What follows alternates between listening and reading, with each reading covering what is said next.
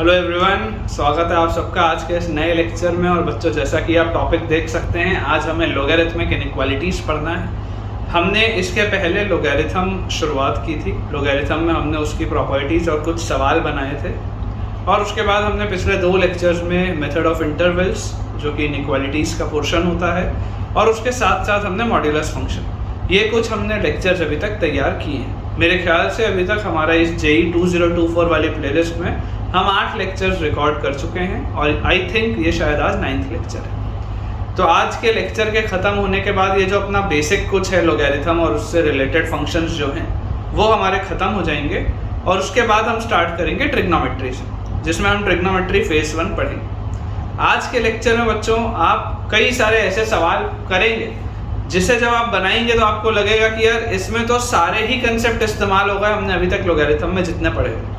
तो basically logarithmic inequalities last में करने के पीछे की वजह यही है कि हम फेमिलियर हो जाएं एक बार पूरे टॉपिक के साथ दोबारा, क्योंकि इसमें अब जो क्वेश्चन आएंगे उसमें सबका कंसेप्ट यूज़ होगा। तो आई होप आपको आज का लेक्चर बच्चों बहुत ही पसंद आने वाला है। So without wasting any time let us start with today's lecture. So बच्चों, पहला सवाल हमारे सामने लिखा हुआ है। फर्स्ट क्वेश्चन में लिखा है सॉल्व द इनइक्वालिटी, और एक लॉगरिथमिक इनइक्वालिटी हमें दी हुई है। अब इसमें आपको बेटा लॉगरिथम के कंसेप्ट बहुत मजबूत होने चाहिए। आप देखिए क्या लिखा है, लॉग जो है एक नंबर की जगह पे लिखा हुआ है 4x + 6/x, और बेस है 1/5, और ये पूरी चीज आपको बोली जा रही है इट इज ग्रेटर देन और इक्वल टू 0। अब आपको जो चीज़ याद आनी चाहिए, क्योंकि ये पहला सवाल है तो सरल सवाल भी है, और इसमें मैं थोड़ा सा आपको ग्राफिकल इसका अप्रोच भी बताऊंगा ताकि आपको अगले सवालों में प्रॉब्लम ना आए। इसको देख के हमें क्या चीज़ समझ में आती है कि यार बेस 1 से अगर छोटा है तो 1 से छोटे बेस वाले ग्राफ तो ऐसे बनते हैं लॉग के, 1 से बड़े बेस वाले ऐसे बनते थे। तो अगर 1 से छोटा बेस है तो लॉग इस तरीके का कुछ होगा। और याद आप करिए, अगर लॉग पॉजिटिव है या इक्वल टू 0 है, अगर लॉग पॉजिटिव है या इक्वल टू 0, इसका मतलब क्या होगा, मैंने आपको कंसेप्ट बताया था यूनिटी का कि अगर नंबर और बेस दोनों 1 से बड़ा हो या दोनों 1 से छोटा हो तो लॉग हमेशा पॉजिटिव होता है। और अगर नंबर और बेस 1 के इधर उधर हो, कि नंबर 1 से बड़ा है लेकिन बेस 1 से छोटा है, या बेस 1 से बड़ा है नंबर 1 से छोटा है, वैसे केस में लॉग हमेशा नेगेटिव होता है। मुझे क्योंकि लॉग पॉजिटिव बोला जा रहा है, इसका मतलब मैं ये बात 100% श्योरली बोल सकता हूँ कि ये जो 4x + 6/x होगा, ये जो नंबर की जगह लिखा हुआ, ये पूरी चीज को 100%, क्योंकि ये बेस देख लो 1 से छोटा था तो इसको भी 1 से छोटा होना पड़ेगा,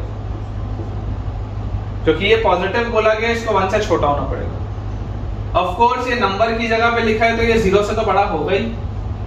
log n बेस a जब हम लिखते हैं बच्चों तो ये n जो होता है वो 0 से बड़ा तो होता ही होता है। और क्योंकि यहाँ पर इक्वालिटी लगी हुई है कि ये पूरी चीज 0 के बराबर कब होगी, तो ये पूरी चीज 0 के बराबर होगी जब ये नंबर 1 के बराबर होगा। नंबर कभी भी 0 के बराबर तो हो ही नहीं सकता, 0 से बड़ा ही होता है। नंबर जब भी ये 1 के बराबर होगा, ये पूरी चीज जैसी 1 के बराबर होगी तो इस log की वैल्यू 0 आ जाएगी। तो बेसिकली लॉगरिथमिक इनइक्वालिटी में क्या है, लॉगरिथमिक इनइक्वालिटी में बेटा हमें लॉग का कंसेप्ट यूज करते हुए एक इनइक्वालिटी जनरेट करनी। और जैसे मैं ये वाली इनइक्वालिटी जनरेट कर लिया तो ये नॉर्मल सा सवाल है, इजी सा क्वेश्चन। तो पहले अगर मैं लेफ्ट साइड वाले को सॉल्व करूं तो देखो 2 कॉमन, अंदर बचा है 2x + 3 डिवाइडेड बाय x, ये आपको पॉजिटिव बोला जा रहा है। ये 2 तो एक कांस्टेंट नंबर है, कोई फर्क नहीं पड़ेगा, हटा सकते हैं यहाँ से। नंबर लाइन अगर बनाऊं तो मेरे पास नंबर लाइन में आ जाएगा -3/2 और 0, पॉजिटिव नेगेटिव पॉजिटिव, पॉजिटिव बोला जा रहा है तो x बिलोंग्स टू -∞ से -3/2 यूनियन 0 से ∞, ये आ जाएगा बेटा मेरे पास।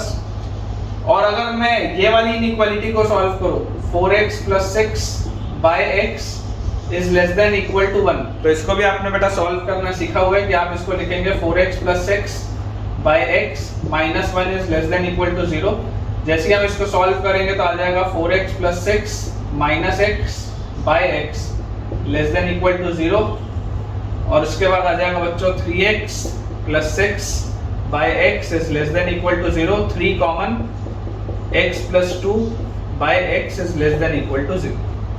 3 भी कांस्टेंट नंबर है, चाहे तो हम हटा सकते हैं यहाँ से, तो हमारे पास यहाँ पर आ जाएगा देखो -2, यहाँ पे आएगा 0, जो हमारे पास क्रिटिकल पॉइंट्स आ रहे हैं। पॉजिटिव नेगेटिव पॉजिटिव, यहाँ से मेरे पास आंसर आ गया x बिलोंग्स टू, क्योंकि इक्वालिटी है तो यहाँ पे -2 वाले पे क्लोज ब्रैकेट -2 से ओपन ब्रैकेट 0। ओपन ब्रैकेट 0 क्यों बोला? ऑलरेडी बेटा मैं ये बात पढ़ के आया हूँ कि डिनोमिनेटर में कभी भी 0 आ नहीं सकते, इसलिए 0 एक्सक्लूड करना पड़ेगा, और ऊपर वाले पे आप -2 डाल सकते हो, इसलिए इक्वालिटी चलेगी। तो ये मेरे पास अगर आंसर आया तो अब मुझे इसमें क्या करना पड़ेगा? मुझे वो वाले आंसर लेने पड़ेंगे जिसमें दोनों की दोनों इनइक्वालिटीज सेटिस्फाई करेंगी या दोनों इनइक्वालिटीज खुश होंगी। तो वही हमने बनाई नंबर लाइन। नंबर लाइन में हमने क्रिटिकल पॉइंट्स लिख दिए। तो क्रिटिकल पॉइंट्स में सबसे पहले तो आएगा यहाँ -2, फिर आएगा बच्चों मेरे पास -3/2 और लास्ट में आएगा बच्चों मेरे पास 0। पहला बोलता है -∞ से लेकर -3/2 तक जाओ, और फिर बोलता है 0 से ∞ तक जाओ, और अगला बोलता है कि केवल -2 से लेकर 0 तक जाओ। ठीक है, तो मेरा बेटा जो मेरे पास कॉमन आंसर आ गया, कॉमन आंसर विल बी क्या होगा? My answer will be x belongs to, देखो -2 दोनों में है तो क्लोज ब्रैकेट -2 से लेकर -3/2 पर ओपन। सिर्फ और सिर्फ ये आंसर आएगा बच्चों मेरे पास, क्योंकि कॉमन इन दोनों में यही है, बाकी और कुछ भी कॉमन नहीं। तो आई होप बेटा आपको ये पहला सवाल समझ में आया होगा बढ़िया से। अब हम करते हैं अपना सेकंड क्वेश्चन। तो बच्चों अगला सवाल हमारे सामने लिखा हुआ है। पिछले सवाल में आपने ये चीज़ देखी होगी कि किस तरीके से हमें सॉल्व करना होता है। तो नेक्स्ट क्वेश्चन भी एक आसान सा सवाल है। log base 1/3 5x - 1 is greater then और इक्वल टू 0। अब इस सवाल में अगेन अगर आप देखेंगे तो log जो है वो पॉजिटिव है। log पॉजिटिव कब होता है? जब नंबर और बेस दोनों यूनिटी के सेम साइड पर। मुझे क्लियरली यहाँ पर दिखाई दे रहा है कि ये जो बेस है ये बेस 1 से छोटा है, मतलब कि ये बात 100% श्योर है कि इस नंबर को भी 1 से तो छोटा होना पड़ेगा, ये बात श्योर है। और ये नंबर क्योंकि log के है तो नंबर तो पॉजिटिव होगा ही होगा, और क्योंकि यहाँ पर इक्वालिटी लगी है तो ये पूरी चीज इक्वल टू 0 कब होगी? जब ये नंबर 1 के बराबर हो जाए। ये नंबर कभी भी 0 तो हो ही नहीं सकता। तो इससे बेटा ये इनइक्वालिटी बन गई, एक बेहद सरल सी इनइक्वालिटी है। अगर मान लीजिए मुझे इसे सॉल्व करना होगा तो आप भी आंसर बता सकते हैं। देखिए 5x - 1 को अगर मैं पॉजिटिव बोलूंगा तो यहाँ से बच्चों आ जाएगा x ग्रेटर देन 1/5, तो यहाँ से आंसर आ जाएगा x belongs to open bracket 1/5 से इन्फिनिटी। और अगर मैं दूसरे साइड की इनइक्वालिटी देखूंगा तो यहाँ से आ जाएगा 5x - 1 is less than equal to 1, मतलब 5x is less than equal to 2, x is less than equal to 2/5। x अगर बच्चों 2/5 से मेरे पास आ जाएगा छोटा, तो वहां से आंसर आ जाएगा x बिलोंग्स टू -∞ से 2/5 पर क्लोज्ड, क्योंकि इक्वालिटी भी लगी। क्रिटिकल पॉइंट्स अगर हम नंबर लाइन में बना के देखें तो ये आ गया बच्चों 1/5, ये आ गया मेरे पास 2/5, यहाँ पे है 1/5 से इन्फिनिटी, ये है -∞ से 2/5 क्लोज्ड। तो आंसर क्या आ जाएगा? Final answer will be x belongs to open bracket 1/5 से 2/5 पर क्लोज्ड। ठीक है, तो आई होप बच्चों आपको ये चीजें क्लियर हो रही होंगी। बिलीव मी, हम इतने सारे सवाल करने वाले हैं। अगर आपको एडिशनल होमवर्क भी चाहिए तो आप जिस भी वीडियो से रिलेटेड आपको एडिशनल होमवर्क चाहिए है, आप उस वीडियो पर जाइए, कमेंट करके बता दीजिए सर एडिशनल होमवर्क नीडेड या एडिशनल डीपीपीज नीडेड, और मैं आपको वो शेयर कर दूंगा। मैं आपको लिंक शेयर कर दिया करूंगा जहां से जाकर आप आराम से उस मटेरियल को एक्सेस कर सकते हैं, बना सकते हैं, और जो भी डाउट्स हो वो पूछ भी सकते हैं। तो अगला सवाल बच्चों थोड़ा सा बेहतर सवाल है। अब मैं आपको इसमें एक चीज़ बताना चाहूँगा कि कई सारी बेटा टीचर्स की हैबिट होती है, या आप किसी इंस्टीट्यूट में पढ़ रहे होंगे ना, तो वो बहुत सारे फॉर्मूले या बहुत सारी प्रॉपर्टीज़ और दुनिया भर का ज्ञान देते हैं जिसकी ज़रूरत नहीं, मेरे हिसाब से जिसकी ज़रूरत नहीं। हमें ये चीज़ आनी चाहिए कि हमें मिनिमम चीज़ों को ध्यान में रखते हुए सवाल को कैसे सॉल्व करना है वो आना चाहिए। क्योंकि बहुत आसान है ना बेटा मेरे लिए ये बात बोल पाना कि बेटा ये 1000 फॉर्मूले हैं, रट्टा मार दो, मैं तो अपने काम से बच गया, तुम फंस गए। तो बहुत सीधी सी बात है कि अगर कोई टीचर आपको ये बोल रहा है कि बेटा ये रट लो, वो रट लो, ये फॉर्मूला है, ये अप्रोच है, सब फालतू बात है। आपको तो ये होना चाहिए कि यार यही चीज़ है, इसी से बनाना है, कैसे बनाना है वो कला है, वो सीखना है। ठीक है ना, तो ज़्यादा हम चीज़ों को यूज़ नहीं करेंगे। अब इसमें आपको बोल सकता हूँ कि यार एक प्रॉपर्टी हमने पढ़ी है कि अगर बेस 1 से बड़ा है तो इसको अगर मैं उस साइड लेकर जाऊंगा तो इनइक्वालिटी का साइन रिवर्स नहीं होगा, अदरवाइज हो जाएगा, ये है वो है, दुनिया भर की चीज़ें। हम जितना मिनिमम याद रखें उतना अच्छा है। मान लीजिए अगर मैं आपको इसको बहुत सिंपल तरीके से बोलूं कि यार आप तो बच्चों इसको ऐसे लिख लो, log 8 यहाँ आ गया बेस पे, नंबर आ गया x square minus 4x plus 3 और ये equal to less than equal to 1 था, इसको लिख लो -1 लेस देन इक्वल टू 0 कर सकते हैं। और इसके बाद हम एक अप्रोच और कर सकते हैं कि log बेस 8 पे x square minus 4x plus 3 और क्या इस 1 को बच्चों ध्यान से सोचो, क्या मैं log 8 बेस 8 लिख सकता हूँ क्या?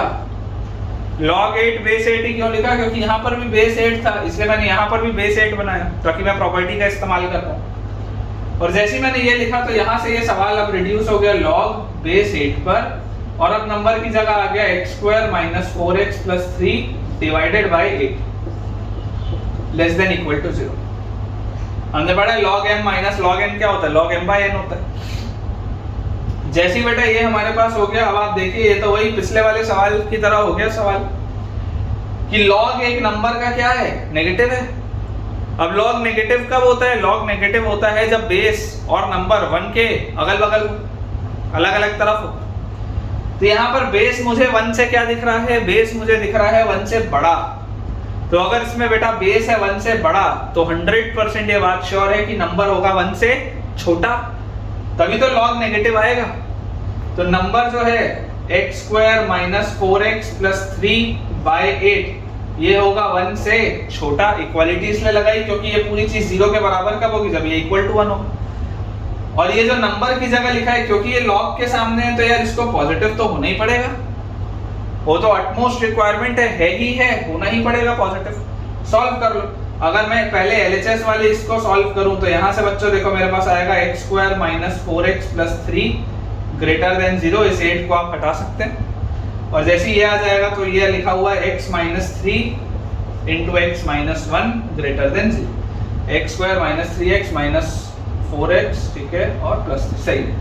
यहाँ से बच्चों अगर हम इसको सॉल्व करें, इसके आगे यहाँ पर लिख दे रहा हूँ, अगर हम इसको सॉल्व करें तो हमारे पास देखो नंबर लाइन में आ जाएगा बेटा 1 3 पॉजिटिव नेगेटिव पॉजिटिव। मुझे पॉजिटिव बोला गया तो x belongs to minus infinity से 1 यूनियन 3 से इंफिनिटी, ठीक है।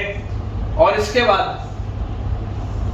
अगर हम अगला वाला इनइक्वालिटी देखें, ये वाला, तो ये लिखा हुआ है x स्क्वायर, यहाँ पे मैं ऐसा बॉक्स एक बना दे रहा हूँ ताकि मुझे लास्ट में याद रहे कि कहाँ कहाँ से देखना है मुझे इंटरसेक्शन।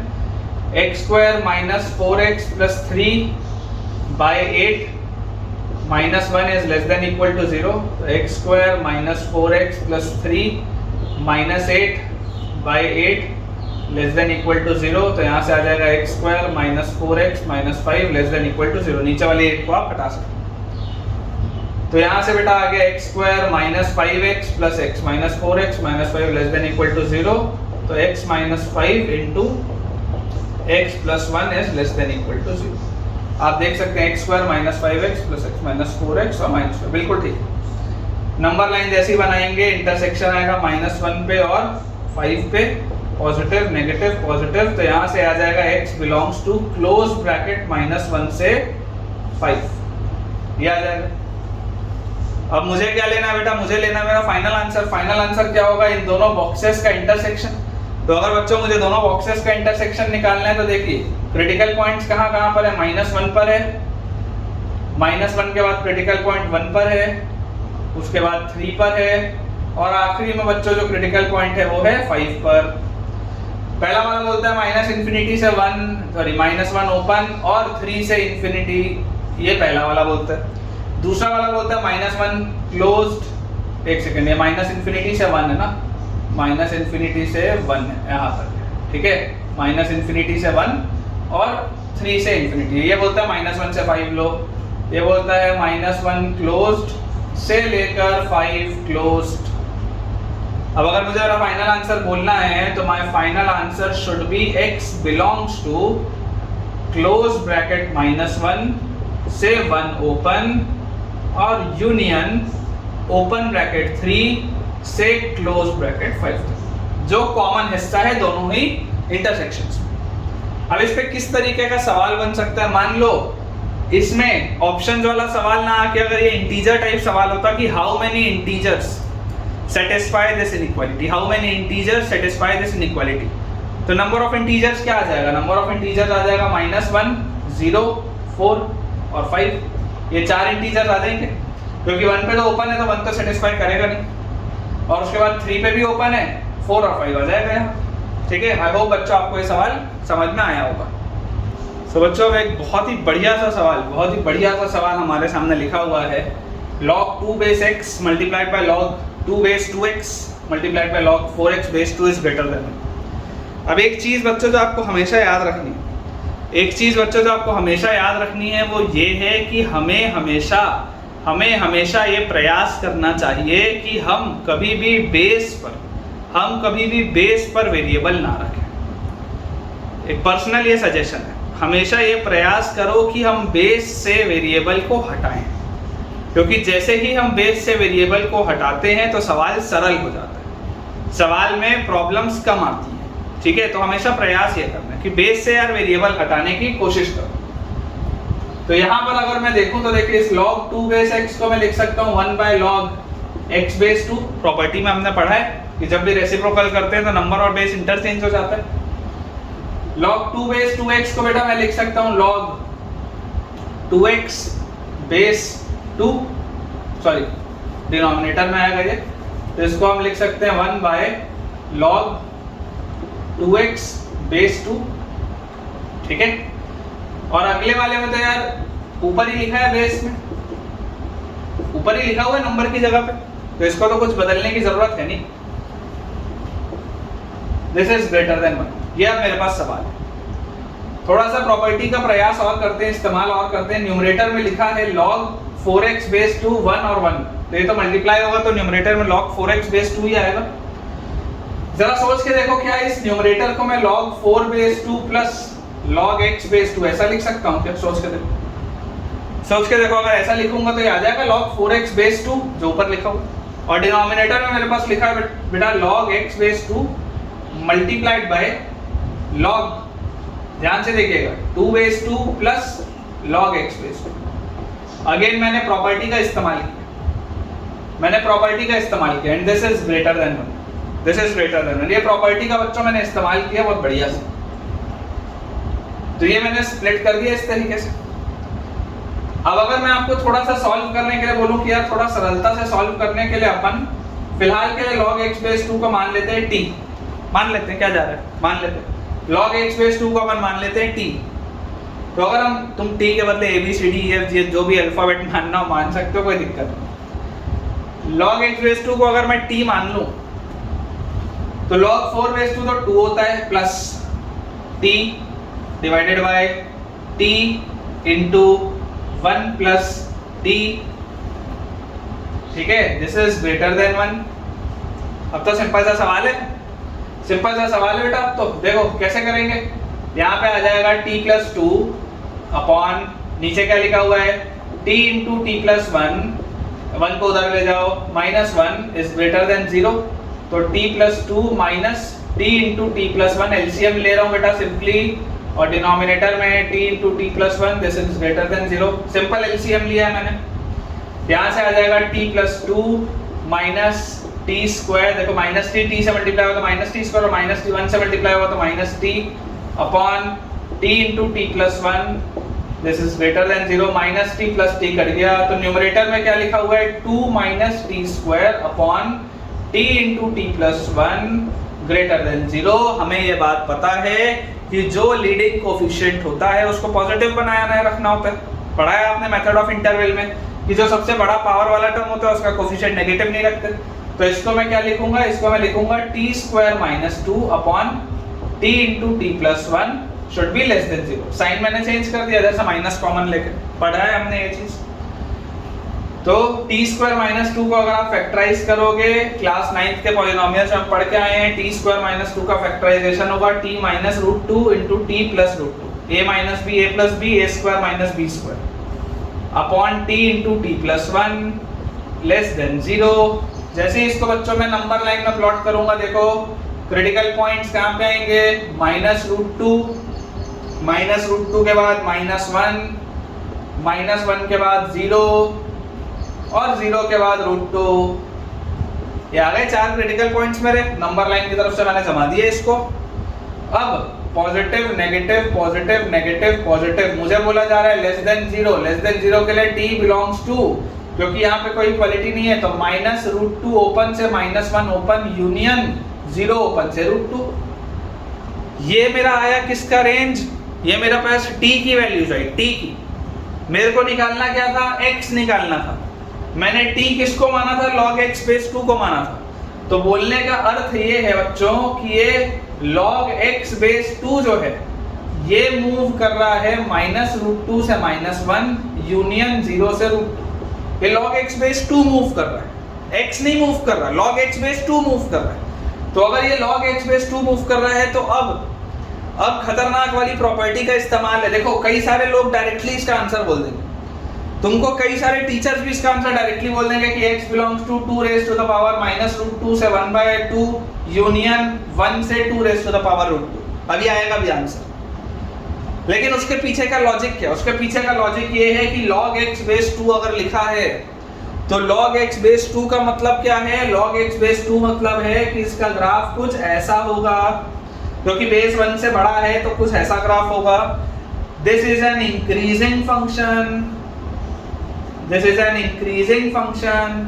क्योंकि ये इंक्रीजिंग फंक्शन है इसलिए इनइक्वालिटीज में याद करिए जब आपके पास लिखा होता था कि log x base a is less than p, log x base a is less than p, और अगर ये बेस 1 से बड़ा होता था तो हम बोलते थे x is less than a raise to the power p। पिछले वाले लेक्चर में आपने किया ये। मान लो अगर लिखा हुआ है log 2 base 3 is less than 1, log 2 base 3 is less than 1, तो log 2 base 3 is less than 1, obviously मुझे पता है 1 से वो छोटा होता है log 2 बेस 3, तो इज लेस देन 1 लिखा है तो इसका मतलब क्या है, 2 is less than 3 raise to the power 1, 2 is less than 3 raise to the power 1, ये इसका मतलब है log 2 base 3 is less than 1 का। अगर ऐसे log x base a is less than p तो x is less than a raise to the power p। कब, जब ये जो बेस है a वो 1 से बड़ा होता है, और अगर बेस 1 से छोटा होता है तो इनइक्वालिटी रिवर्स हो जाती है। पढ़ के आए हो आप पिछले लेक्चर को, देखो अगर नहीं याद आ रहा है तो। ये होता है इंक्रीजिंग फंक्शन, अगर बेस 1 से बड़ा होता है तो इसलिए डायरेक्टली आंसर बोल सकते हैं। टीचर्स ये नहीं बताते, डायरेक्टली बोल देते हैं ये मानते हुए कि बच्चा समझ जाएगा, लेकिन समझ में आता नहीं है कुछ। देखो आ जाएगा x belongs to 2 raise to the power -√2 से 2 raise to the power -1 union 2 raise to the power 0 से 2 रेज़ टू द पावर √2, और इसी को आप फाइनली सॉल्व करके बोल सकते हैं your final answer will be x belongs to 1/2 raise to the power √2 से 1/2 यूनियन 1 से 2 raise to the power √2। This will be your final answer। तो बच्चों पिछले सवाल के बाद अगला सवाल हमारे सामने लिखा है log x² base 2x plus 3 is less than 1। log x² base 2x plus 3 is less than 1।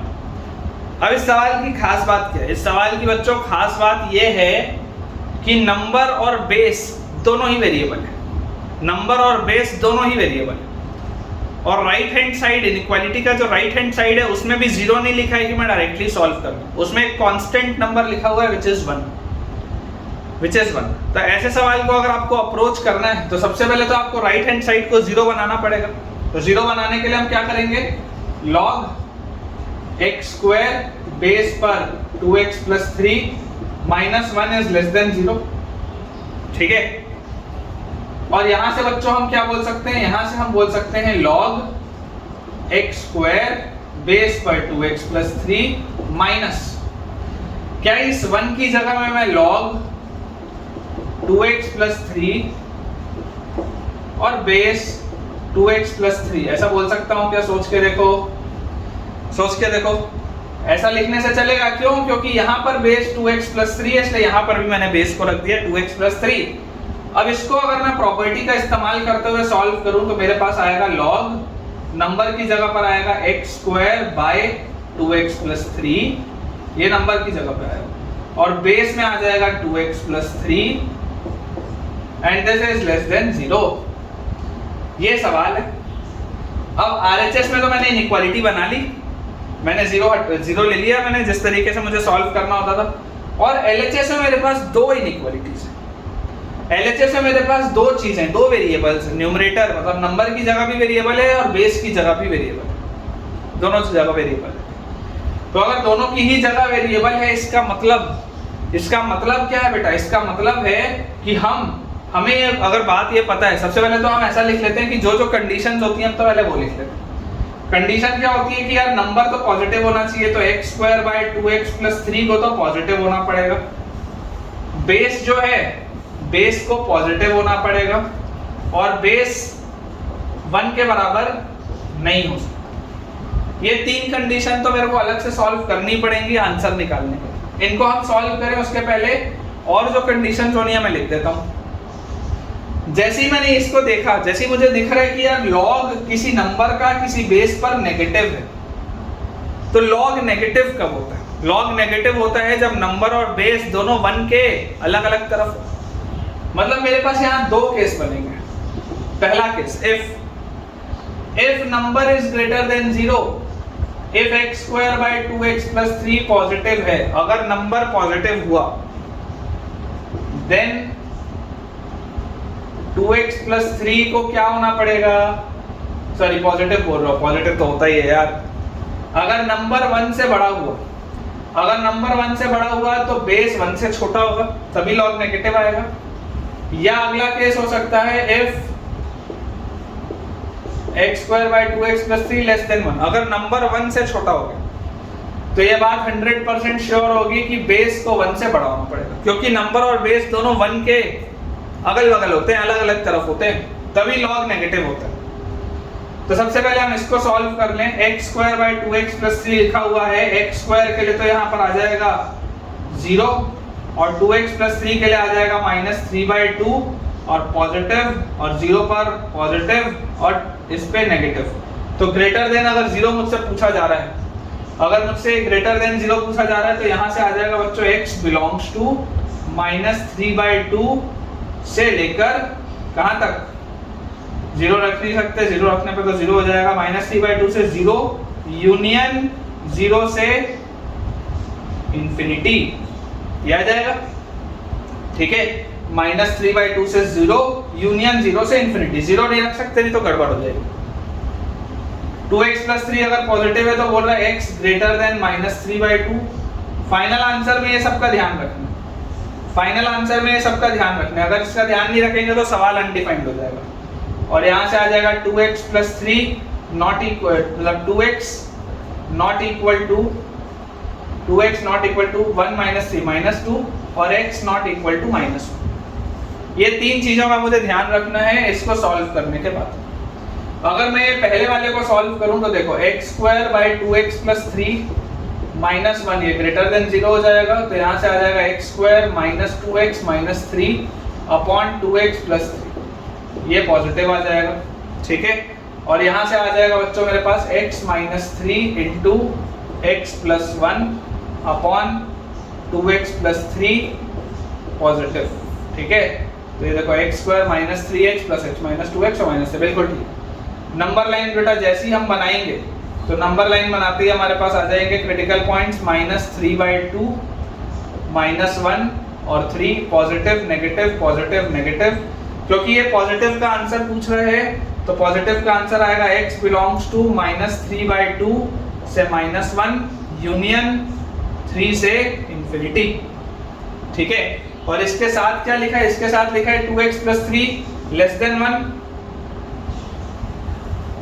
तो ऑल्सो 2x + 3 इज < 1। तो अगर 2x + 3 1 से छोटा है, इसका मतलब 2x जो होगा वो 1 - 3 -2 से छोटा होगा और x -1 से छोटा होगा। तो यहाँ से आ गया x बिलोंग्स टू -∞ से -1। दूसरे वाले केस से ये आंसर आया। इन दोनों में जो कॉमन होगा वो निकल के आएगा इससे। इंटरसेक्शन लेने में बच्चों देखो बहुत सारे बच्चों को बहुत डिफिकल्टी होती है, तो इंटरसेक्शन लिया कैसे जाता है मैं आपको समझाता हूँ। ये एक केस है, ये एक केस है, ये एक केस है, तो ये तीनों को तो एक साथ सेटिस्फाई होना पड़ेगा, उसके बिना तो ये सवाल ही सॉल्व नहीं हो सकता। तो ये तीनों का तो इंटरसेक्शन आएगा। अब इस वाले केस से ये दो आंसर आए, तो ये दोनों आंसर नहीं, इन दोनों में से जो निकल के आएगा वो इस केस का फाइनल आंसर। इन दोनों में से जो निकल कर आएगा वो इस केस का फाइनल आंसर है। जैसे कि मैं आपको देख के बताऊं, मुझे ऐसा आइडिया लग रहा है कि देखिए अगर मैं नंबर लाइन में इसको बनाऊं तो क्रिटिकल पॉइंट है -3/2, -1 और 3। ये बोलता है -∞ से -1 तक लो, ये वाला, और ये बोलता है -3/2 से -1 लो और फिर 3 से ∞ लो। तो देखो जो फाइनल आंसर इधर से मिल रहा है इस वाले केस से जो फाइनल आंसर मिल रहा है उसको मैं यहाँ पर लिख देता हूँ, क्योंकि अपने पास ऑब्वियसली बोर्ड का शॉर्टेज है। तो इसका जो आंसर मिलेगा वो क्या मिलेगा, देखो दोनों में कॉमन क्या है, x बिलोंग्स टू -3/2 से -1। इसका आंसर मेरे को मिलेगा x बिलोंग्स टू -3/2 से -1। ठीक है, ये वाले पूरे केस। इधर अगर मैं सॉल्व करूं तो देखो x² बाय 2x + 3, अगर 1 से देखो जब बड़ा था, इसको हम डायरेक्टली भी सॉल्व कर सकते हैं, लेकिन चलो आपको मैं करके दिखा देता हूँ। -1 < 0, यहाँ से आ गया x² -2x -3 bye 2x + 3 is < 0। देखो डायरेक्टली भी आप कैसे कर सकते हो, जब >0 था तो >0 का क्या आंसर आया था, प्लस वाला आया था। सॉल्व करोगे तो उसी तरीके से तो सॉल्व होगा, ये भी ऐसी तो सॉल्व होगा, तो डायरेक्टली भी लिख सकते हो। अगर >0 वाले में प्लस वाला आंसर आया था तो <0 में माइनस वाला आंसर आएगा, डायरेक्टली लिख सकते हैं कि x बिलोंग्स टू -∞ से -3/2 यूनियन -1 से 3, -∞ से -3/2 यूनियन -1 से 3। और नीचे वाले में देखो 2x + 3 बोल रहा है 1 से बड़ा, तो जब 2x + 3 1 से छोटा था तो -∞ से -1 आया था। अगर 1 से बड़ा आ रहा है तो हमारे पास x आ जाएगा बच्चों -1 से ∞। उल्टा जो बचा हुआ आंसर है वो आएगा, अगर -∞ से -1 यहाँ पर आ चुका है तो इसमें -1 से ∞ आएगा बचा हुआ आंसर। अब इन दोनों का जो इंटरसेक्शन होगा, इन दोनों का इंटरसेक्शन यहाँ से निकल के आएगा मेरे पास। देखो इन दोनों का इंटरसेक्शन क्या आ जाएगा, -∞, पहले तो क्रिटिकल पॉइंट बना लेते हैं, -3/2 हो गया, -1 हो गया, 3 हो गया, -∞ से -3/2 और -1 से 3, और यहाँ से मेरे पास आ गया -1 से ∞। तो यहाँ से मेरे पास आंसर क्या है बच्चों, x बिलोंग्स टू -1 to 3। ये वाले पार्ट, ये वाले केस का आंसर क्या आ जाएगा, x बिलोंग्स टू -1 से 3 लिख देते हैं, x बिलोंग्स टू -1 से 3। अब मेरे पास टोटल कितने तरीके के आंसर हैं, मेरे पास एक ये आंसर है, मेरे पास एक ये आंसर है, मेरे पास ये आंसर है और ये आंसर है। ये पूरा का पूरा बच्चों मेरे पास आंसर आया। तो अगर बच्चों ये पूरा का पूरा मेरे पास आंसर आया है तो अब मुझे इसमें देखना है कि कुछ कॉमन है कि नहीं है, कि क्या आंसर होगा। क्योंकि आपको इसमें जो बात समझनी है, देखिए इंटरसेक्शन और यूनियन में बच्चों को कंफ्यूजन होता है। ये एक अलग सा केस है, तो इसमें आए हुए आंसर्स मेरे आंसर का हिस्सा होने चाहिए। सिमिलरली ये एक अलग सा केस है, इसमें आए हुए आंसर्स भी मेरे आंसर होने चाहिए। तो इन दोनों में तो देखो, अगर आप देखोगे तो इन दोनों में तो आपको कोई भी कॉमन पॉइंट मिलेगा ही नहीं। क्यों? क्योंकि ये केस ही अलग है और ये केस ही अलग है। ये वाला केस था जब नंबर 1 से बड़ा हो और बेस 1 से छोटा हो, तो ऐसे वाले सारे आंसर्स मुझे मिलेंगे। ये वाला केस था जब नंबर 1 से छोटा हो, बेस 1 से बड़ा हो, ऐसे वाले भी सारे आंसर्स मेरे आंसर होने चाहिए। तो ये दोनों का तो मुझको यूनियन लेना पड़ेगा, इंटरसेक्शन नहीं, यूनियन। इंटरसेक्शन कब लिया जाता है? इंटरसेक्शन लिया जाता है केस के अंदर, जब दो अलग अलग केस होते हैं उनका यूनियन लिया जाता है, क्योंकि दोनों केस से मिलने वाले आंसर मेरे फाइनल आंसर में होंगे। तो दो अलग अलग केसेस का हमेशा यूनियन लेते हैं, लेकिन एक केस के अंदर अगर 3-4 सब केस बने हैं तो उनका हमेशा इंटरसेक्शन लिया जाता है, कि उस केस में से फाइनल आंसर निकल के है वो इंटरसेक्शन। दो अलग अलग केस को लिया तो यूनियन, तो ये अलग केस है, ये अलग केस है, तो ये तो मेरा फाइनल आंसर है। अब मुझे इनमें इंटरसेक्शन लेना है कि इनमें मैं क्या रखूं या क्या ना रखूं। तो देखो ये बोल रहा है -3/2 से 0 और 0 से ∞, ये बोल रहा है -3/2 से बड़ा लो, और ये बोल रहा है -1 मत लो। और ये मेरा फाइनल आंसर है -3/2 से -1 और -1 से 3।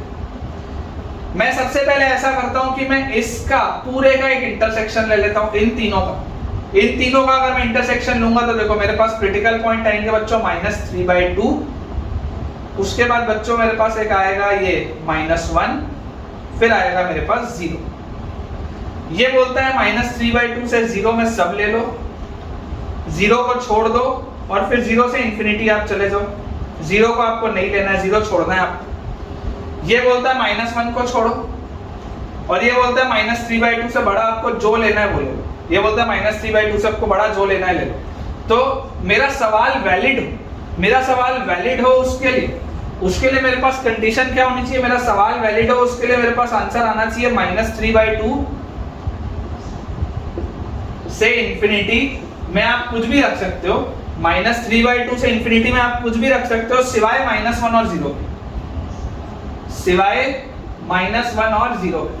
ये दोनों को मैंने कर्ली ब्रैकेट में डाल दिया कि ये दोनों एलिमेंट्स मुझे हटाने। अब देखो ये मेरा बोल रहा है आंसर क्या, -3/2 से -1। तो -3/2 से -1 क्या इस आंसर को सेटिस्फाई कर रहा है क्या? देखो ये आंसर क्या ये इस कंडीशन को सेटिस्फाई कर रहा है क्या? -3/2 से -1 मेरे हिसाब से -3/2 से -1 इस कंडीशन को सेटिस्फाई कर रहा है, क्योंकि -1 यहाँ भी इंक्लूडेड नहीं है, -1 यहाँ भी इंक्लूडेड नहीं। तो ये आंसर को तो आप एज इट इज ले सकते हो, कोई दिक्कत नहीं। ये बोल रहा है -1 से 3 पूरा लो, ये बोल रहा है -1 से 3 पूरा लो। आप लेने को तो -1 से 3 पूरा ले सकते हो, लेकिन आपको 0 छोड़ना पड़ेगा, आपको 0 को हटाना पड़ेगा, आपको 0 को छोड़ना पड़ेगा। क्यों? क्योंकि अगर आपने 0 ले लिया बच्चों तो गड़बड़ हो जाएगी, अगर आपने 0 ले लिया तो गड़बड़ हो जाएगी, ठीक है ना? तो आपको 0 अगर छोड़ना पड़ेगा, क्योंकि यहाँ पर देखो 0 इंक्लूडेड नहीं है, बाकी -1 से 3 पूरा का पूरा इसी रेंज में, इसी में है, लेकिन 0 हटाना पड़ेगा। तो जो फाइनल आंसर बच्चों होना चाहिए, मैं यहाँ पर लिख देता हूँ फाइनल आंसर, ठीक है ना? मैं फाइनल आंसर लिख देता हूँ। बहुत बढ़िया ये सवाल है, और ऐसे ही सवालों की आपको प्रैक्टिस करनी है। आप जब ऐसे सवालों की प्रैक्टिस करेंगे तभी आपका अच्छे से हो पाएगा, ठीक है ना? तो हमारे पास फाइनल आंसर आ जाएगा बच्चों -3/2 से -1 छोड़ दिया, यूनियन -1 से 0 छोड़ दिया, यूनियन 0 से 3। This is your final answer, this is your final answer. अगर आपको ये सवाल पसंद आया हो तो जरूर आप बच्चों मुझे कमेंट से बताएंगे कि ये बहुत बढ़िया सवाल था, और इस तरीके के सवाल अगर आपको और चाहिए तब भी आप मुझे कमेंट से बताइए, ताकि मैं आपको ऐसा होमवर्क और दे पाऊँ। तो बच्चों एक बहुत ही एक्सेप्शनल आपके पास सवाल पड़ा है, जिसमें बहुत सारे केसेस बनने वाले हैं, और इसमें आई बिलीव आपको इंटरसेक्शन और यूनियन पूरा का पूरा कंसेप्ट बहुत बढ़िया से रेडी हो जाएगा। इसमें देखिए हमारे पास लिखा हुआ है लॉग के आगे भी एक लॉग लगा है, और ये नंबर की जगह पे चीज लिखी हुई है, बेस की जगह पर, और ये पूरी चीज लिखी है दिस इज पॉजिटिव। अब जो चीजें सबसे पहले मेरे सवाल को डिफाइन करने के लिए होनी चाहिए, पहले तो मैं वो लिख लूं। तो सवाल डिफाइन करने के लिए मेरे पास होना चाहिए x² - 12x + 30/10। ये पॉजिटिव होना चाहिए, ये 1 के बराबर नहीं होना चाहिए, ये बात तो सबसे पहली। और उसके बाद लिखा है मेरे पास नंबर की जगह पे log 2x/5 (2). ये भी 100% पॉजिटिव ही होना चाहिए, तभी तो ये तो कंडीशन है ताकि मेरा सवाल डिफाइंड हो, तो सवाल डिफाइन करने के लिए मैंने इसको अगर मैं सॉल्व करूं तो यहां से मेरे पास देखो आ जाएगा, अगर इनइक्वालिटी को सॉल्व करूं तो आएगा x² - 12x और +30 शुड बी पॉजिटिव, तो यहां से आएगा x - 15 × x + 3 should be positive. तो x² - 15x + 3x - 12x, और नहीं ये हमने गलत किया है, इसको हमको लगता है कि प्रॉपरली सॉल्व करना पड़ेगा क्वाड्रेटिक फॉर्मूला लगा के। तो लगाते हैं क्वाड्रेटिक फॉर्मूला, अगर हम लगाएं तो रूट आ जाता है x का -b ± √b² -4ac/2। इसके रैशनल रूट्स हैं इसलिए फैक्टराइज नहीं हो रहा था ये। तो यहाँ से आ गया बच्चों x बिलोंग्स टू 12 ± 144 - 120 आ जाएगा 24 को हम लिख सकते हैं 2√6 और /2। तो यहाँ से x का वैल्यू आ गया 6 प्लस माइनस √6। x का वैल्यू आ गया प्लस माइनस √6, 6 प्लस माइनस √6। तो क्रिटिकल पॉइंट मिल गए। क्रिटिकल पॉइंट के लिए अगर मैं नंबर लाइन बना लूं तो यहाँ पे आ जाएगा 6 माइनस √6, यहाँ पे आ जाएगा 6 प्लस √6, और ये बोला जा रहा है मतलब पॉजिटिव होना चाहिए, तो x belongs to minus infinity से 6 माइनस √6 यूनियन 6 प्लस √6 से इंफिनिटी। ये तो बच्चों कंडीशन आ गई मेरे सवाल को डिफाइन होने के लिए। अभी तो सवाल सॉल्व ही नहीं हुआ स्टार्ट, मेरे फाइनल आंसर इसी के अंदर होना चाहिए, तभी तो मेरा सवाल डिफाइंड होगा, नहीं तो सवाल अनडिफाइंड हो जाएगा। ये पूरी चीज 1 के बराबर नहीं होनी चाहिए, इसका मतलब x² minus 12x plus 30 should not be equal to 10। 10 into 1 10 आ जाएगा, मतलब कि x² minus 12x plus 20 should not be equal to 0। और यहाँ से बच्चों इसको अगर हम सॉल्व करेंगे तो आएगा x minus 10 into x minus 2 should not be equal to 0। तो x should not be equal to 2, 10। x² minus 10x minus 12x plus 20, बिल्कुल ठीक, 2 और 10 नहीं हो सकता। और उसके बाद यहाँ पर अगर हम इसको सॉल्व करें तो यहाँ पर सॉल्व करके हमें क्या मिलेगा, यहाँ पर हमको बच्चों सॉल्व करके मिलेगा 2x by 5, 2x by 5 should be greater than 2 raised to the power 0, 2 raised to the power 0 क्या होगा 1, 2 raised to the power 0 क्या होगा 1। या इसको आप ऐसा भी सोच सकते हो कि अगर ये पूरा लॉग पॉजिटिव है, बेस 1 से बड़ा है, तो 2x by 5 भी 1 से बड़ा होगा, एक ही बात। तो 2x 5 से बड़ा, x 5 by 2 से बड़ा, x आ जाएगा 5 by 2 से बड़ा। तो ये तो बच्चों वो कंडीशन हो गई जिसमें मेरा सवाल डिफाइंड है, 5 by 2 से बड़ा, 2 और 10 नहीं होना चाहिए, और ये कंडीशन होनी चाहिए।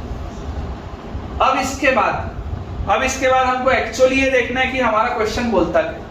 तो क्वेश्चन ये बोलता है कि ये वाला लॉग जो है ये पॉजिटिव है। तो अगर लॉग पॉजिटिव है इसका मतलब क्या है, लॉग अगर पॉजिटिव है बच्चों तो इसका मतलब है 2 केस बनेंगे। इफ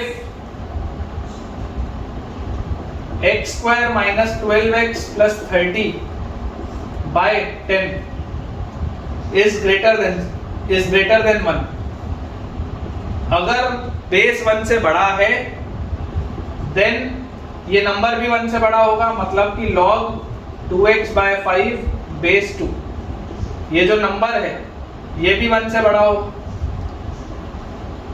और अगला केस होगा इफ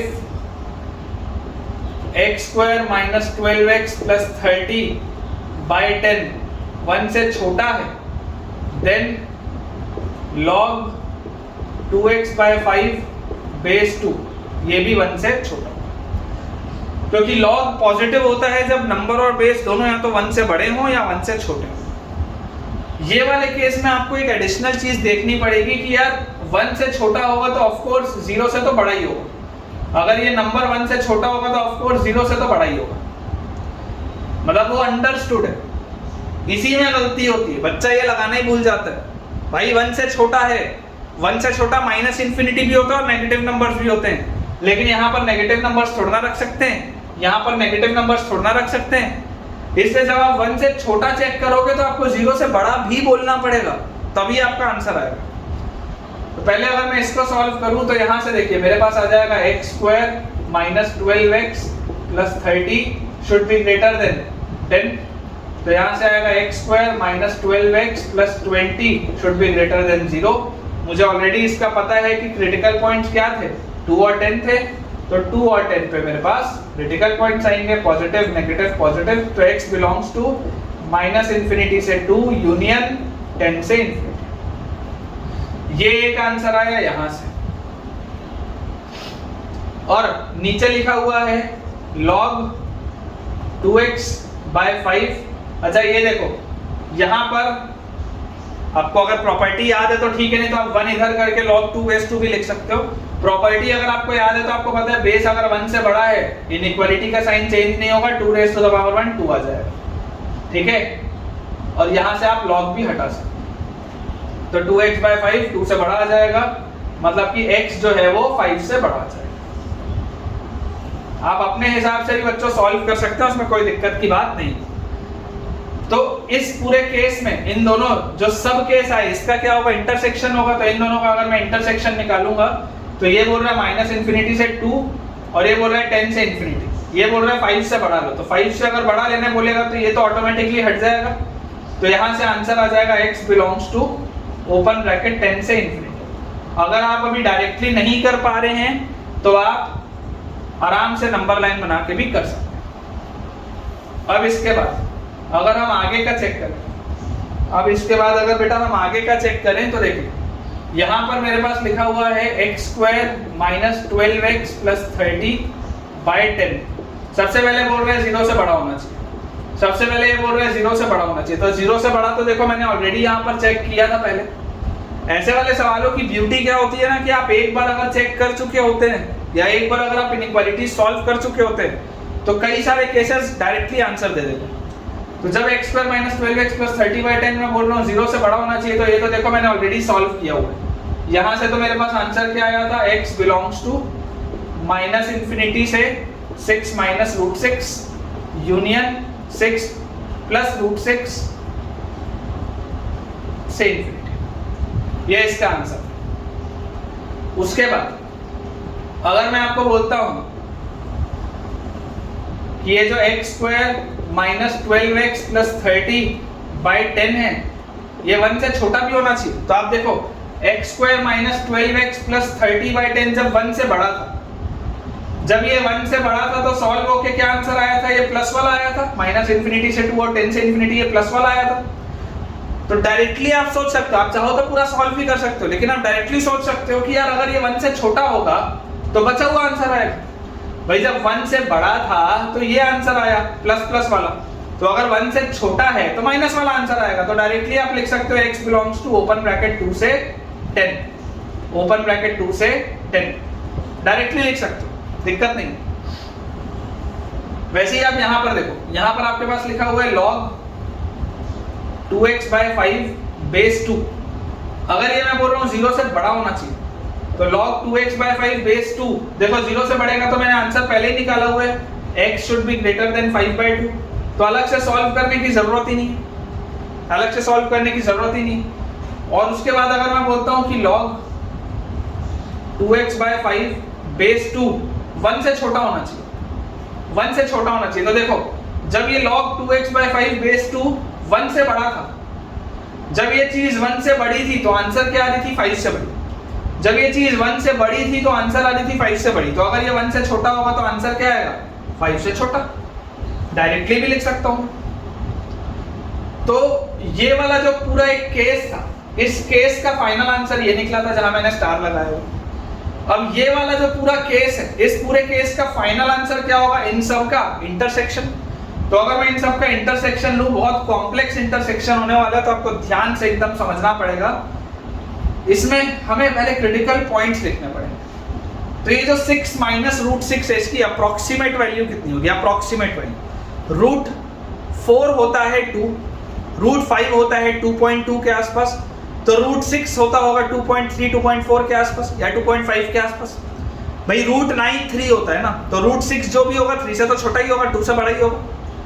इसको अगर मैं अंदाजे से बोल दूं, मान लो 2.5, अंदाजे से, जस्ट फॉर प्लॉटिंग, अंदाजे से इसको मैं बोल दूं 2.5। तो ये जो 6 प्लस रूट 6 को मैंने बोला है 2.5, रूट 6, तो 6 में से जब मैं 2.5 हटाऊंगा, रूट 6 को अगर मैं अंदाजे से 2.5 बोल रहा हूं, तो 6 माइनस रूट 6 ये आ जाएगा अप्रोक्सीमेटली 3.5, और ये 6 प्लस रूट 6 आ जाएगा अप्रोक्सीमेटली 8.5 अप्रोक्सीमेट।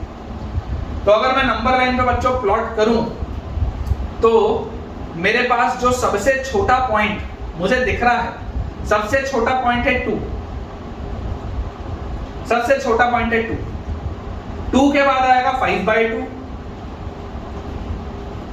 5/2 के बाद आएगा ये वाला 6 माइनस रूट 6, 6 माइनस रूट 6 के बाद आएगा 5, 5 के बाद आएगा 6 प्लस रूट 6। बहुत ही बढ़िया सवाल है बच्चों, बहुत ही बढ़िया सवाल है। इसका इंटरसेक्शन अगर आपको लेना आ गया तो आप मान के चलो फिर इंटरसेक्शन के सवाल में आप फंसोगे नहीं। और 6 + √6 के बाद आखिरी वाला आएगा क्रिटिकल पॉइंट 10। Amazing question. अब ये बोलता है -∞ से 6 - √6 तक आओ और 6 + √6 से इंफिनिटी चले जाओ। ये बोलता है 2 से 10 के बीच में लो। ये बोलता है 5/2 से बढ़ा लो। ये बोलता है 5 से छोटा लो। ये हो गया इंटरसेक्शन। अब चारों कहां मिल रहे हैं? चारों इतने हिस्से में तो नहीं है, यहां पर नहीं है, नहीं है, नहीं है, इधर आ गए। देखो ये चारों है, इधर चारों। फिर ये खाली, ये खाली, ये खाली, ये खाली, ये खाली, ये इधर भी देखो खाली है। चारों तो यहीं पर, सिर्फ इतने में। तो इस केस का आंसर क्या आएगा? x belongs to open bracket 5/2 से लेकर 6 - √6 पे ओपन ब्रैकेट। ये आ गया बच्चे मेरे दो केस के आंसर। ये पहले केस का आंसर है जो कि आंसर में होना है, और ये दूसरे केस का आंसर है, ये भी आंसर में होना है। मतलब कि मुझे इन दोनों में कुछ भी कॉमन नहीं मिलेगा, क्योंकि ये दो अलग अलग केसेस थे। मुझे इनमें कुछ भी कॉमन नहीं मिलेगा। क्यों? क्योंकि ये मेरे दोनों अलग अलग केस के आंसर है और ये दोनों मेरे आंसर का हिस्सा है। अब मुझे ये देखना है कि क्या इसमें कहीं पर भी मेरा फाइनल आंसर क्लैश हो रहा है क्या। तो फाइनल आंसर में 2 और 10 नहीं होना चाहिए था। देखो यहाँ 10 ओपन है और 2 तो है ही नहीं, तो ये वाली चीज तो सेटिस्फाई हो गई। इसका फाइनल आंसर बोलता था 5/2 से बड़ा होना चाहिए। देखो ये भी 5/2 से बड़ा है, ये भी 5/2 से बड़ा है, ये भी खुश।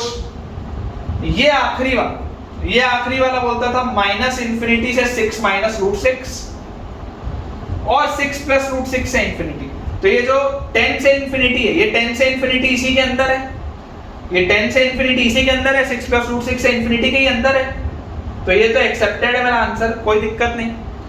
और ये 5/2 से 6 - √6, ये 5/2 से 6 - √6 ये वाले ब्रैकेट में आ रहा है। इसको भी आंसर में कोई दिक्कत नहीं है, क्योंकि इसी के अंदर आना चाहिए था आंसर। तो बच्चों ये दोनों ही मेरे आंसर है, ये दोनों ही मेरे आंसर है। मतलब कि अगर मान लो आप मुझे बोलोगे कि सर इसका फाइनल आंसर बताओ, तो बेटा इसका जो फाइनल आंसर होगा, final answer will be according to me x belongs to open bracket 5/2 से 6 - √6 यूनियन 10 से infinity. This should be my final answer. I believe बहुत ही बढ़िया सवाल। नंबर भी वेरिएबल, बेस भी वेरिएबल, दो लॉग, इनइक्वालिटी और एटलीस्ट 10 केसेस जिसमें इंटरसेक्शन और union. One of the best questions of logarithmic inequalities. तो बच्चों लास्ट क्वेश्चन हमारे आज की क्लास का, एक बहुत ही अच्छा सवाल जैसा पिछला वाला था। क्वेश्चन में लिखा है log twice of x² - 10x + 24 base में x - 3 should be greater than or equal to log x² - 9 base में x - 3। और इस सवाल में हमें ये दिखाई दे रहा है कि LHS साइड में भी एक इनइक्वालिटी है लॉग की, लॉग का टर्म है, और RHS साइड में भी एक लॉग का टर्म है। तो बहुत सिंपल सा एक अप्रोच बच्चों ये बोलता है कि यार इसको, क्योंकि अब आप थोड़े से फेमिलियर हो चुके हैं तो मैं डायरेक्टली लिखूंगा। एक स्टेप स्किप करते हुए मैं डायरेक्टली लिख रहा हूं, मुझे बताइएगा आपको समझ में आया या नहीं आया।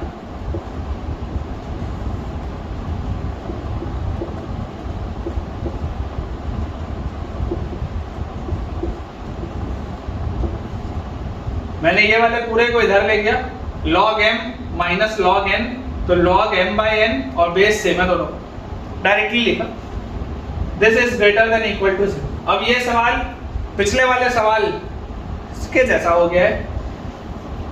सबसे पहले मैं ये देख लूं कि मुझे अगर मेरे सवाल को डिफाइन करना है, मुझे अगर बच्चों मेरे सवाल को डिफाइन कराना है तो बहुत सीधी सी बात है कि ये twice of x² - 10x + 24 bye x² - 9, ये तो पहले पॉजिटिव होना चाहिए, नंबर की जगह लिखा। x - 3 पॉजिटिव होना चाहिए, x - 3 1 के बराबर नहीं होना चाहिए। तो सबसे पहले तो हम सवाल को डिफाइन करा लें, क्योंकि ये इनइक्वालिटी है, पॉजिटिव बोल रहा है 2 हटा सकते हैं, फैक्टराइज करेंगे मेरे ख्याल से x minus 6 into x minus 4 आना चाहिए, x square minus 6x minus 4x minus 10x plus 24, और यहाँ पर आना चाहिए x minus 3 into x plus 3 और पॉजिटिव। नंबर लाइन में बनाएंगे तो यहाँ पर आ जाएगा -3 3 4 6 positive negative positive negative positive, मुझे बोला जा रहा है पॉजिटिव, तो आंसर आना चाहिए माइनस इन्फिनिटी से -3 यूनियन 3 से 4 यूनियन 6 से इन्फिनिटी। मतलब कि हमारा फाइनल आंसर जो भी होना चाहिए वो इसी के अंदर होना चाहिए। फाइनल आंसर बच्चों जो भी होना चाहिए वो इसी के अंदर होना चाहिए, क्योंकि अदरवाइज फिर सवाल डिफाइन नहीं होगा। ठीक है, x माइनस 3 अगर पॉजिटिव बोल रहा है तो x को 3 से बड़ा होना चाहिए, तो ये वाला हिस्सा तो हट गया, गड़बड़ हो जाएगी नहीं तो, ठीक है ना, ये वाला हिस्सा तो हट जाएगा क्योंकि 3 से बड़ा होना चाहिए, और x should not be equal to 4 नहीं होना चाहिए, तो 3 से बड़ा और 4 नहीं, मतलब कि अगर आप इन दोनों को लो तो आपका फाइनल आंसर होना किस में चाहिए, आपका फाइनल आंसर होना चाहिए x belongs to open bracket 3 से 4, देखो 4 इंक्लूडेड नहीं है, यूनियन 6 से इंफिनिटी, आपका आंसर होना इसी में चाहिए। सवाल डिफाइंड तभी है, आंसर होना इसी में चाहिए। अब हम केसेस बनाते हैं, तो अगर मुझे बोला जा रहा है कि ये वाली पूरी चीज ग्रेटर देन और इक्वल टू 0 है, तो if this complete thing is greater then और इक्वल टू 0, तो इफ नंबर 1 से बड़ा हुआ twice of x square minus 10x plus 24 upon x square minus 9, अगर ये 1 या उससे बड़ा होगा, क्योंकि इक्वालिटी भी लगी है ना, अगर ये 1 या उससे बड़ा होगा तो बेस को भी 1 से बड़ा होना पड़ेगा तभी पॉजिटिव होगा, और अगर twice of x square minus 10x plus 24 upon x square minus 9 1 या उससे छोटा हुआ तो बेस को भी 1 से छोटा होना पड़ेगा, क्योंकि अगर ये दोनों ही केस में 1 के अगर मान लो बराबर हो गया तो आंसर 0 आ जाएगा, इक्वालिटी सेटिस्फाई हो जाएगी। सॉल्व करते, तो twice of x square minus 10x plus 24 by x square minus 9 minus 1 should be greater than equal to 0, तो 2x square minus 20x plus 48 minus x square plus 9 upon x square minus 9 should be greater than equal to 0। जब हम इसे solve करेंगे बच्चों तो 2x square में से x square गया तो x स्क्वायर माइनस 20x और 48 और 9 57 upon x square minus 9 should be greater than equal to 0। क्या ये फैक्टराइज हो रहा है क्या? मेरे हिसाब से तो ये फैक्टराइज नहीं होगा, ये फैक्टराइज मेरे हिसाब से तो बच्चों नहीं होगा। तो एक बार इसको स्प्लिटिंग द मिडिल टर्म से, मतलब सॉरी क्वाड्रेटिक फॉर्मूला से क्रिटिकल पॉइंट निकालने पड़ेंगे, मेहनत वाला सवाल करते हैं। तो यहाँ पे आ जाएगा, इसका क्रिटिकल पॉइंट निकाल रहा हूँ, minus B plus minus root over B square minus 4ac, 4ac मतलब 4 इंटू 57, मतलब आ जाएगा ये 228 अपॉन 2a मतलब 2, तो x आ जाएगा 10 प्लस माइनस डायरेक्टली लिख रहा हूँ, सोचिएगा 400 में से 228 जाएगा तो 172 बचेगा, और 172 को आप बोल सकते हैं 64 into 3, if I am not wrong 172 को आप बोल सकते हैं 64 इंटू 3, 172 नहीं 64 इंटू 3 नहीं बोल पाएंगे, 172 को अगर हमें फैक्टराइज करना हो तो बार देख लेते हैं। 172 2 से जाएगा तो आ जाएगा 86, 2 से जाएगा 43 आएगा, ठीक है। तो 172 को आप लिख सकते हो बच्चों 2 रूट 43, ये अंडर रूट ऑफ 172 जो आएगा इसको आप लिख सकते हो 2 रूट 43, और 2 और 2 कट जाएगा, ये आएगा।